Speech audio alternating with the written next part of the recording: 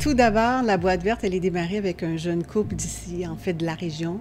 Et c'est le rêve de ces deux beaux jeunes gens-là qu'on a eu le goût de reprendre. Puis on a eu le goût de le partager aussi avec la population, cette boîte verte-là. On ne la voulait pas juste pour nous. Alors, on a fondé une coopérative.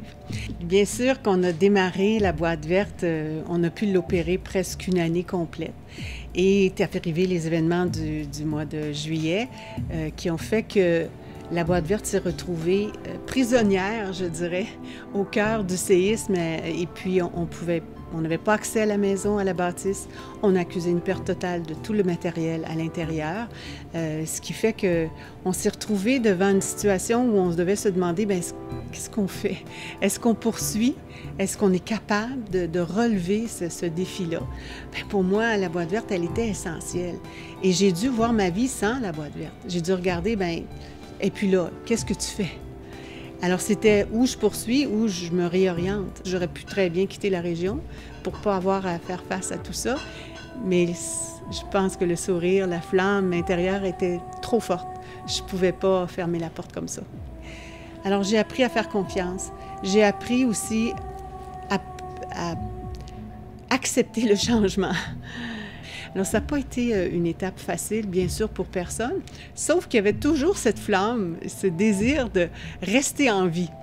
Alors, on a décidé de poursuivre, et là, il y a eu l'opération du Saint-Esprit, en sorte qu'une de nos membres nous a offert cordialement de nous accueillir chez elle.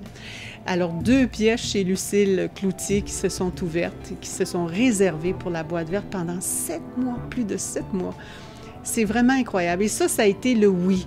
Ça a été pour nous vraiment le signe indicateur qu'on devait rester là. C'est sûr qu'on aurait aimé ça être prêt plus vite, puis ça se présentait pas comme ça. Alors, il fallait accepter de prendre le temps, mais de faire les démarches, puis de les faire comme il faut.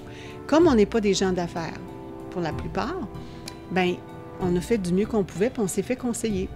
On est allé voir partout où on pouvait avoir un support puis une aide appréciable pour être capable de se placer à travers tout ce chamboulement-là. Alors oui, à travers notre belle communauté, il y a eu du support, il y a eu aussi des solutions, mais qui sont venues à force de persister, puis de demander, puis on a eu du support, comme je vous disais, de plein d'organismes ici. Alors, bravo, moi je suis tellement contente, puis je pense que vous pourriez demander à n'importe quel de nos clients, des membres ici, des membres travailleurs, tout le monde est tellement heureux d'être là.